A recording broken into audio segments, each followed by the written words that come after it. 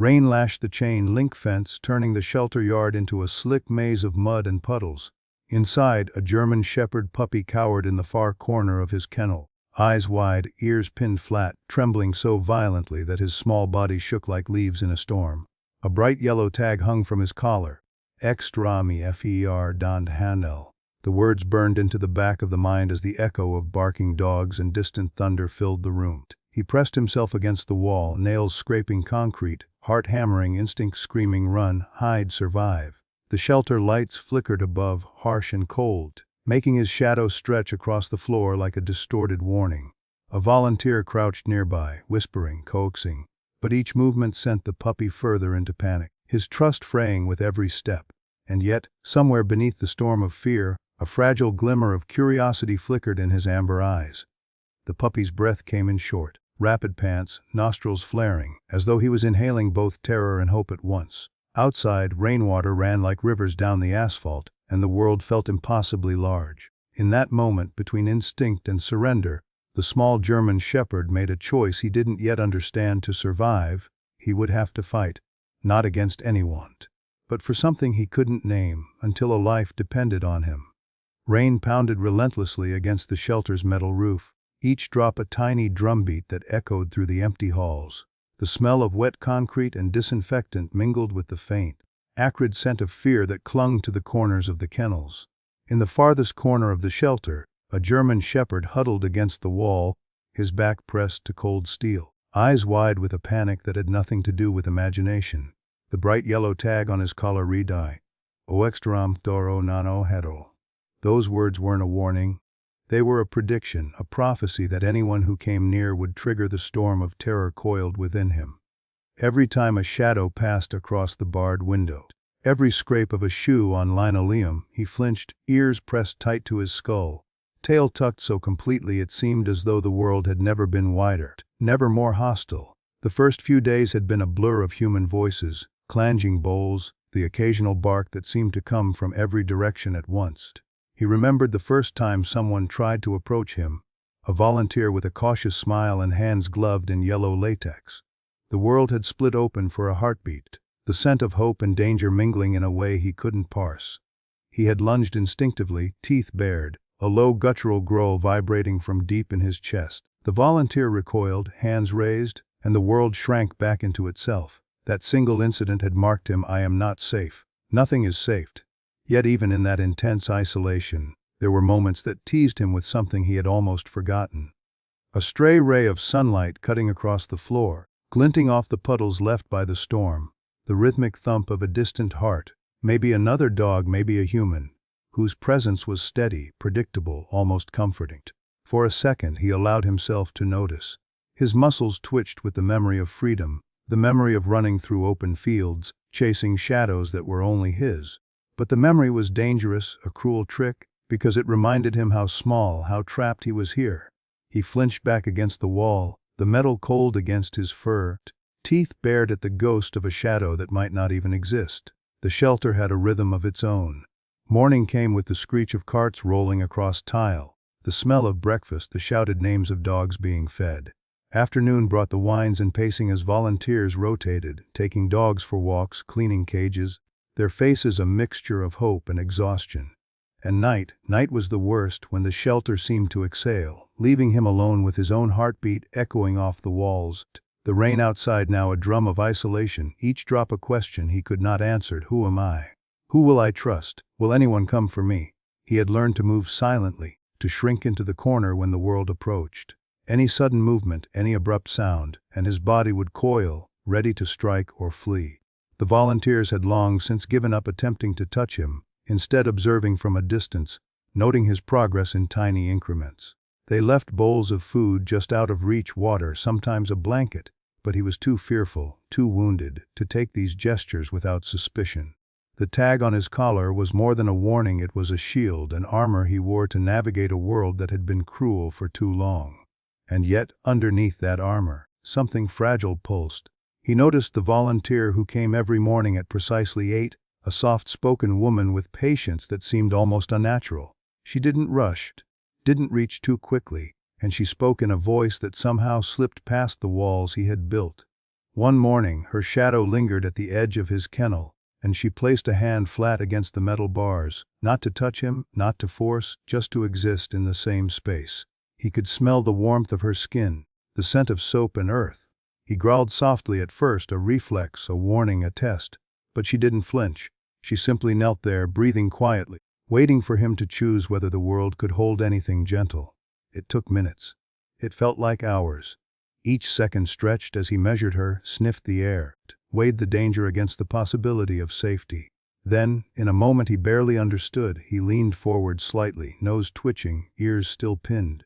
It was enough for her to whisper, "I see you," a phrase that seemed absurdly simple but carried more weight than any chain or collar. And for the first time in what felt like years, he imagined a world where someone could see him without fear. The storm outside intensified. Lightning flickered, illuminating the shelter in stark, violent bursts, painting shadows across the walls that moved like specters. Each flash sent his body rigid, a prisoner of instinct. But the volunteer remained, a constant in a chaotic landscape, a lighthouse in the storm. And slowly, painfully, he began to realize that the thunder and lightning, the noise and the chaos were not threats. They were simply a world moving around him. He could survive it. He could exist within it. He could even someday thrive. By the time night settled into a heavy, oppressive darkness, he was still in the corner, still trembling, but the edges of his terror had softened. He had taken a step, no matter how small, acknowledgement that the world could hold more than fear. His amber eyes reflected the dim light of the shelter bulb, catching a glimmer of something almost like hope. He did not know what tomorrow would bring. He did not know if he would trust again. But he had survived the night, and that was a beginning. That was the first thread of possibility weaving through the cage that had once been his entire universe. Somewhere deep in his chest, beneath the growls and the instinctual wariness, a quiet voice whispered, almost inaudibly, "Maybe I am not alone. Maybe there is a hand that will not hurt me. Maybe there is a reason to see the world again." And with that thought, fragile and trembling, he curled against the wall, listening to the rain, the shelter, the distant voices, and allowed himself, for the briefest moment, to imagine life beyond fear.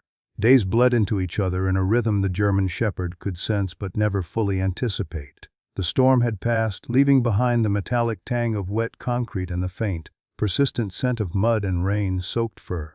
He no longer flinched at every shadow or startled at each creak in the shelter. The storm had taken some of its terror with it, but his heart still raced when anyone approached. His world remained defined by sharp edges, sudden noises, and the invisible barrier between himself and the humans who moved through his life with hesitant hope. The volunteer returned that morning, as she always did, her presence a quiet pulse in the otherwise chaotic shelter.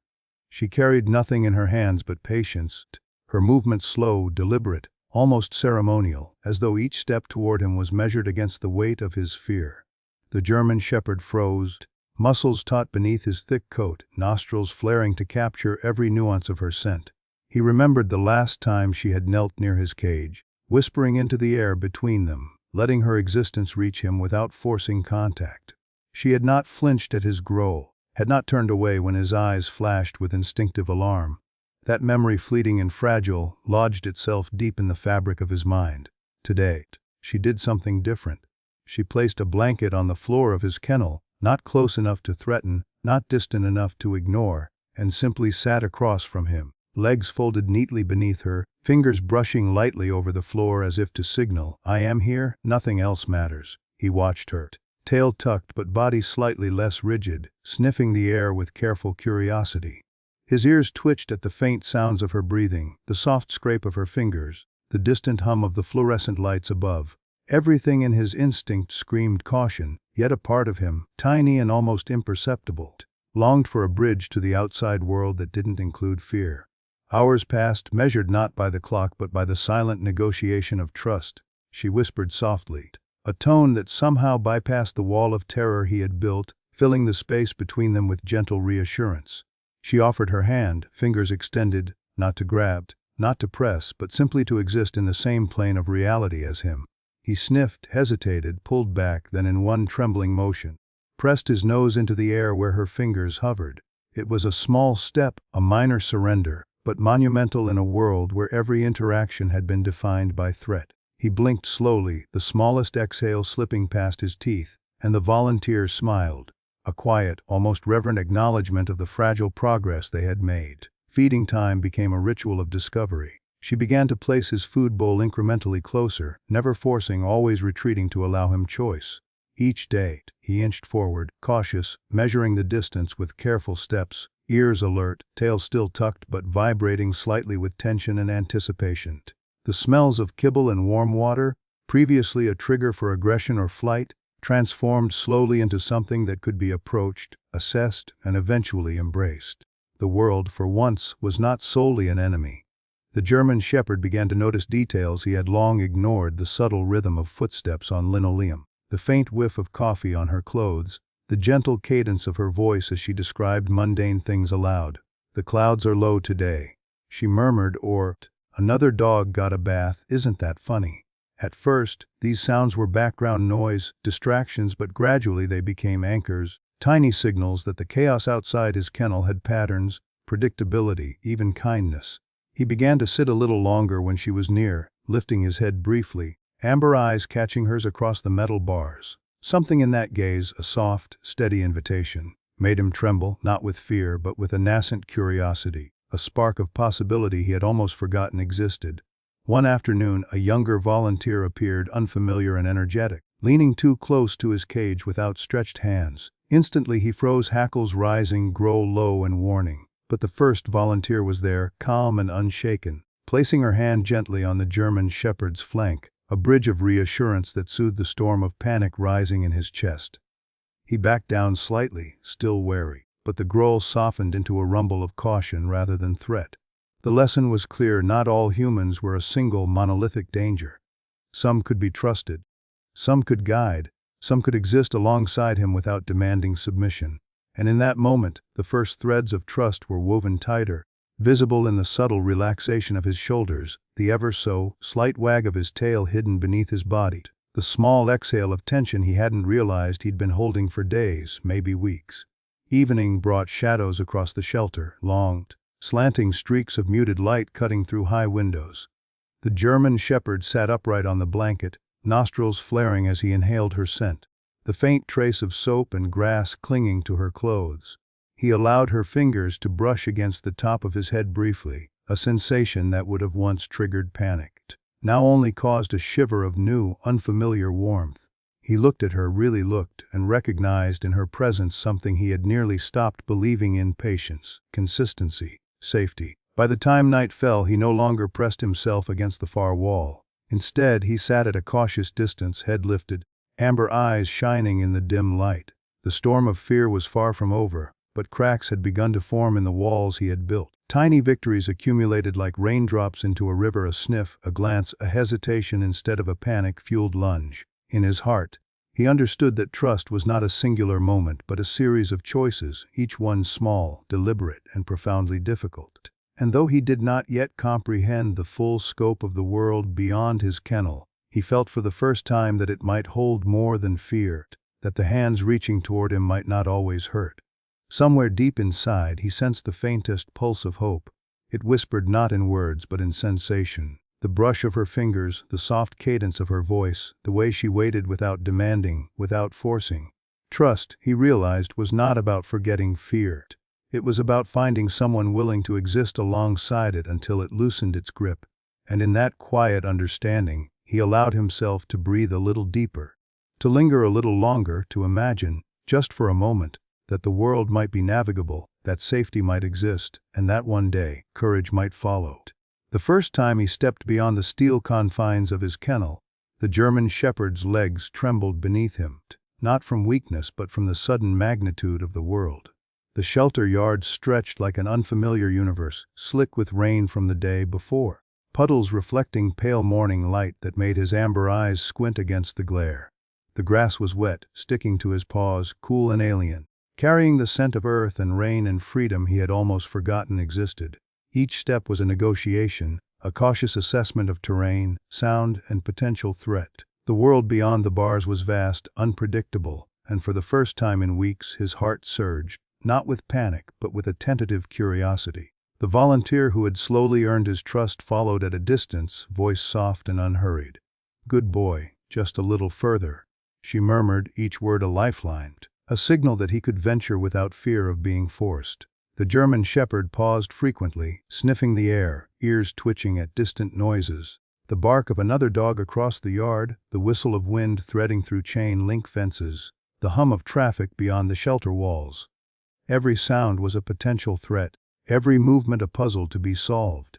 And yet, with each step, he began to notice textures and sensations that had nothing to do with fear: the slick weight of grass underfoot, the soft drip of water from low-hanging branches, the smell of wet soil mixing with sunlight in a way that suggested life beyond pain. A sudden gust of wind rattled a nearby metal bin, and he froze, muscles taut, nostrils flaring. The volunteer's presence anchored him. Her calm stance, her unwavering gaze, reminded him that the world could hold a pattern, a rhythm, a safety net. Slowly, cautiously he inched forward, paws scraping lightly against damp earth, tail lowered but no longer tucked completely. For the first time he realized that movement did not always signal danger, that the world outside the kennel could be navigated with awareness instead of panic. He sniffed at a puddle, the water cool and clean, and licked briefly, savoring the clarity of sensation without dread. As he ventured farther, he noticed other dogs from a distance, some playing, others resting, all moving in ways that suggested confidence and familiarity. Instinct stirred within him, memory of pack life, of running through open spaces, of tail-wagging greetings and the brief joy of companionship. He hesitated, watching the interactions, ears rotating to catch every bark and growl. Social cues were foreign and frightening, yet fascinating. Slowly, muscle by muscle, he relaxed into a rhythm that allowed him to observe without reacting impulsively. Each step was a lesson: the world could be watched, assessed, and negotiated. It could even be enjoyed in small increments. The volunteer guided him toward a small incline at the edge of the yard. From there, the shelter seemed to open into a wider expanse beyond the fence, a field of tall grass, swaying gently in the breeze. The German shepherd's body tensed again, instinct whispering caution, but he did not retreat. Instead, he lingered at the boundary, nose raised, inhaling scents carried by the wind: distant earth, faint smoke from chimneys, a dog barking blocks away. His eyes glinted with a complex emotion: fear, yes, but also a growing spark of courage. The world was enormous, but it could be known: one sniff, one step, one observation at a time. A leaf floated past in the breeze, catching his attention. He lunged, paws slipping slightly in the wet grass, teeth snapping at air. The thrill of motion, the sudden chase, awakened muscles long held in tension. For a moment, he forgot caution, forgot fear, immersed fully in the present. The volunteer laughed softly, a sound that did not startle him but instead seemed to encourage him. He looked back, brief amber eyes meeting hers across the space, and felt the fragile bond of trust solidify. She had guided him to this moment, but the choice to explore, to risk, was his own. The yard offered more than space, it offered agency. He discovered the texture of mud clinging between his toes, the way puddles reflected clouds like a mirror of possibility, the hum of wind threading through grass and fence posts. He realized he could move on his own terms, that he could retreat if danger arose but also advance if curiosity beckoned. This realization carried weight. It was the difference between survival and engagement, between hiding and truly living. Even interactions with other dogs were tentative experiments. He approached a calmer German shepherd, mimicking its movements at a distance, observing the subtle posture shifts and ear twitches. The other dog sniffed and moved away, indifferent, leaving him unthreatened, unshaken. Each small victory, stepping closer, sniffing, retreating without panic, added to an invisible ledger of trust in the world beyond the kennel. By the end of the afternoon, he was walking in arcs across the yard, chest rising and falling with controlled breaths, muscles relaxed enough to carry a hint of playfulness. The sun began to dip, casting long amber streaks across the grass, painting the yard in warm light that softened the harsh edges of concrete and steel. The German shepherd paused, tail lifted slightly, ears alert but relaxed, amber eyes scanning the horizon. He had discovered something vital: the world was not only a place of danger, it was also a place of choice, sensation, and discovery. Trust, once fragile, had begun to extend beyond the volunteer to the environment itself. The wind, the rain-soaked earth, the distant trees. They were no longer enemies but textures and rhythms to navigate, to understand, to experience. Returning to the kennel as evening settled, he moved with a new confidence, paws lighter on the wet ground, nose lifting to catch scents carried by the night air. He no longer flinched at the approaching footsteps of the volunteers. Instead, he greeted them with cautious acknowledgement, a soft wag of the tail hidden beneath his body, a subtle shift in stance that spoke of internal growth. The first steps into the outside world had been terrifying, but they had also been transformative. He realized that fear and curiosity could coexist, that courage was not the absence of fear but the willingness to face it step by step. That night, curled on the blanket in his kennel, he closed his eyes and let the sensations of the day settle into his bones. He could still feel the rain, the earth, the wind, but now they were memories of agency, of discovery, not just triggers of panic. Somewhere deep inside, a quiet pulse of pride began to echo, whispering that the world, vast and unpredictable, could be approached, measured, and understood. He had crossed a threshold, one that promised more than survival. It promised engagement, possibility, and a future that extended beyond fear.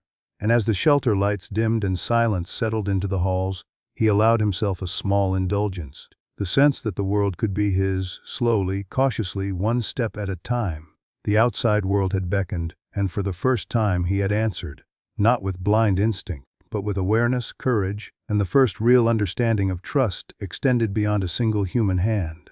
The morning air was crisped, tinged with the faint scent of damp earth and the faint tang of smoke from distant chimneys.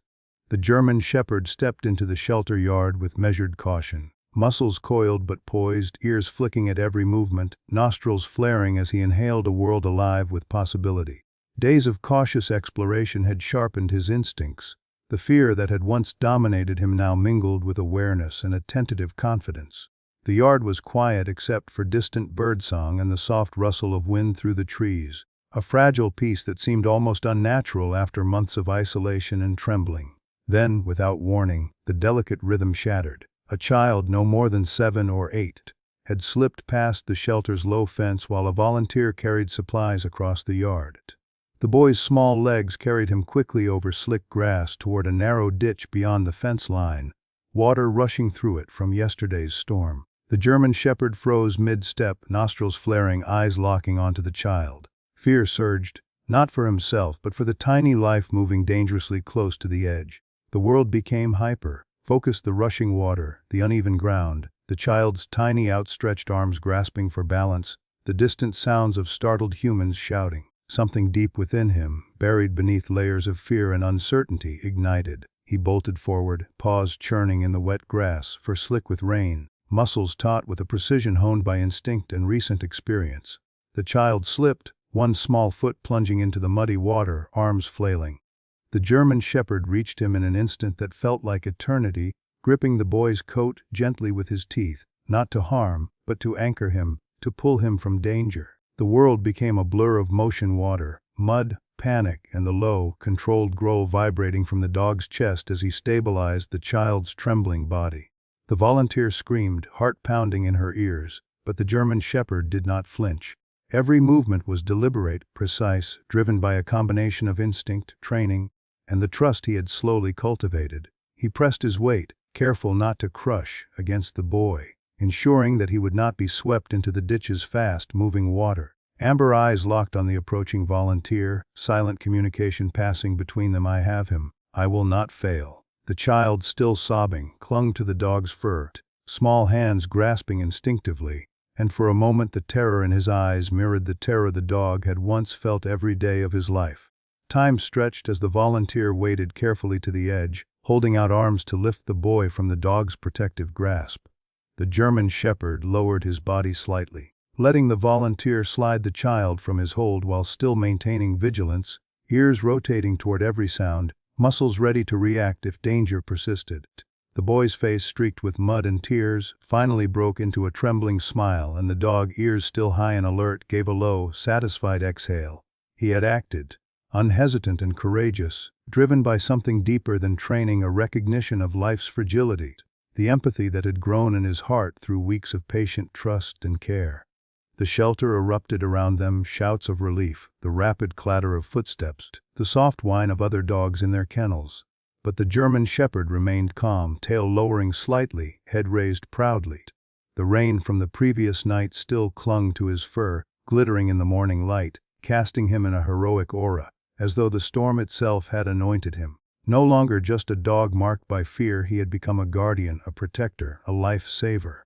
The yellow tag around his neck, once a symbol of caution and limitation, now felt almost ironic. Extreme fear had transformed into extraordinary courage.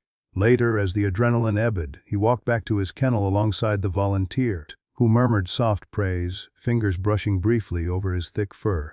She did not scold him for the chaos he had caused or the risks he had taken. Instead, she acknowledged what he had become, a creature capable of bravery beyond his years, shaped not by fear alone but by resilience and the fragile trust he had extended to her. Every step back into the familiar cage felt different now. He had crossed a threshold. Fear had not disappeared, but it had been tempered, channeled, transformed into courage and purpose. The child's parents arrived, rushing into the yard, faces pale and panicked, and the German shepherd observed them with keen eyes, assessing the threat before retreating calmly to the volunteer's side. He allowed them to gather their child, ears flicking, muscles coiled, and when the boy reached for him to say a tentative, "Thank you," he lowered his head, sniffed cautiously, and allowed a gentle nuzzle. The bond was instantaneous, instinctive, a recognition of shared vulnerability and survival. By afternoon, the shelter yard had settled again into relative calm, though the echoes of the morning's events lingered in the air like electricity. The German shepherd lay on his blanket, fur damp from exertion, muscles finally relaxing, but his eyes remained alert, amber orbs reflecting both exhaustion and pride. He had discovered something elemental about himself, that fear could be acknowledged without surrender, that courage was not the absence of panic but the deliberate act of moving forward despite it. The world, once an endless series of threats, had shown him its other face, that action, trust, and instinct could converge to create protection, not just survival. Night fell, casting long shadows across the shelter walls. The German shepherd curled on the blanket, ears twitching at every faint sound, yet the tension in his muscles was diminished, replaced by a quiet satisfaction that resonated deep in his chest. The rain had returned lightly, tapping against the roof in a soft lullaby, and for the first time, he allowed himself to feel fully present, fully alive, fully proud. The world had demanded courage, and he had answered, not as a fearful creature cowering in shadows, but as a guardian, a protector, a being who had crossed the threshold from survival to heroism. And as sleep began to claim him, amber eyes closing against the shelter's dim light, a thought pulsed softly in the corners of his mind, almost a whisper: I am more than my fear. I am capable. I am trusted. I am alive. The shelter was quiet that morning, sun spilling golden light through high windows, dust motes floating lazily in the warm beams. The German shepherd stretched, muscles easing from the tension of recent days, fur still slightly damp from the rain that had clung to him during his heroics. The world felt different now, softer, less threatening, almost gentle. He padded to the edge of his kennel and gazed out at the yard, which had once seemed vast, chaotic, and impossible, now calm and familiar. Each scent, each sound, each shadow was no longer an enemy but a memory, a lesson, a map of survival and trust he had drawn for himself. The volunteer who had guided him through fear entered quietly, her presence a constant rhythm in his life. She knelt, hands resting lightly on the floor, and he approached without hesitation this time, tail relaxed, ears alert but calm. Amber eyes met hers, a deep, unspoken understanding passing between them. She had been his anchor, his teacher, his patient companion, and through her constancy, he had learned to navigate a world that had once swallowed him whole. She spoke softly. "You've grown so much," and he let out a low, almost contented sigh, the sound vibrating through his chest like a small bill of relief. A car pulled up outside, tires crunching against gravel, and a new pair of humans stepped out, kind eyes, gentle voices, hands extended in invitation rather than command. The German shepherd paused, muscles taut for a fraction of a second, then relaxed as instinct and memory guided him. The volunteer smiled knowingly. "They're here for you," she whispered, brushing a thumb along his neck. He sniffed cautiously at the new scents, ears twitching, nostrils flaring, the faintest flicker of hesitation before curiosity and trust prevailed. For the first time he realized the world could offer more than temporary safety. It could offer belonging. The family knelt carefully, hands outstretched, and he stepped forward, sniffing, circling, gauging their intent. His amber eyes, once wide with terror, now held something else: recognition. These humans were different. Their movements carried warmth instead of threat. Their voices carried patience instead of commands. The boy who had been saved weeks ago reached forward tentatively, recalling the encounter that had forged a bond of mutual trust and respect. The German shepherd lowered his head, nose brushing lightly against the boy's hand, allowing the first tentative touch. The gesture was small, but monumental, a bridge between fear and connection, past trauma and present hope. The family spoke softly, names whispered, gentle laughter rippling across the yard, and he felt the tension that had been his constant companion for months begin to dissipate. Each gesture, each tone, each careful movement was a thread weaving a new narrative. He was no longer just the extravagant dog, the unpredictable danger. He was a being capable of love, of loyalty, of gentleness, of home. The tags that had once defined him now felt like relics of a past self, reminders of a journey from terror to trust, from isolation to engagement. As the volunteers helped guide him into the car, the German shepherd moved with cautious confidence, muscles relaxed but ready, ears alert to every sensation. The scent of leather seats, the subtle hum of the engine, the distant trees brushing against the windows, all became new textures, new rhythms in his expanding world. The family spoke in soft tones, offering gentle encouragement, and he responded with small gestures, a leaning nuzzle, a careful sniff, a wag of his tail that grew stronger with each passing mile. For the first time, travel did not mean danger, it meant transition, a movement toward a life he had only glimpsed in dreams between nights of fear and isolation. Arriving at his new home, he hesitated briefly at the doorway, nostrils flaring at the richness of scents, earth, furniture, faint cooking smells, the faintest trace of another dog who had long since left, but whose presence lingered like a shadow in the air. He stepped inside slowly, assessing, sniffing, grounding himself in the textures of carpets, hardwood floors, the warmth of sunlight spilling through windows. The family moved with patience, voices calmed, hands extended in invitations rather than commands, and he discovered a new rhythm: safety, exploration, gentle boundaries, affection. He found a bed by the window, sunlight warming the fur along his back, and lay down, muscles relaxing fully for the first time in what felt like an eternity. The boy approached, settling beside him with careful movements, and the dog rested his head lightly on the child's lap. The warmth, steady heartbeat, and gentle breathing were like music he had never known but had always longed to hear. He closed his eyes briefly, letting the sensations wash over him, and for the first time, the world did not feel hostile or overwhelming. It felt vast but navigable. It felt alive but safe. Over the following days, routines formed. Meals were predictable, walks measured but expansive, moments of affection steady and consistent. The German shepherd explored his new territory cautiously but with increasing confidence. Corners of rooms, sunlit patches on the floor, the soft rustle of leaves outside the window. He learned the rhythms of this home, the rise and fall of voices, the timing of footsteps, the texture of familiar smells. Each discovery reinforced a new reality: that trust was not fleeting, that love could be reliable, that fear could coexist with joy but need not dominate. Night fell, and he lay curled beside the fireplace, amber eyes reflecting the glow of flames, ears twitching occasionally at distant sounds but body entirely relaxed. The storm that had once defined his world had been replaced by warmth, rhythm, and care. He felt the weight of his journey, not just survival, but growth, transformation, heroism, and finally home. The bond he had formed with the volunteer, forged through patience and trust, had extended outward, encompassing new humans who had offered patience, respect, and love. In the quiet of the night, as the family slept and the soft murmur of distant traffic hummed outside, he lifted his head slightly, sniffing the air. Amber eyes reflecting the stars visible through the window. Somewhere in his chest, a steady pulse whispered the truth of everything he had endured. Fear had shaped him, trust had guided him, courage had defined him, and now love had claimed him. He exhaled slowly, deeply, a sound of contentment and quiet pride. The world was no longer something to endure. It was a canvas to explore, a home to inhabit, a life to live fully. And as he finally settled, head resting on soft carpet, tail curling around his body, a single thought resonated clearly, unshakable, eternal: I am safe, I am loved, I belong.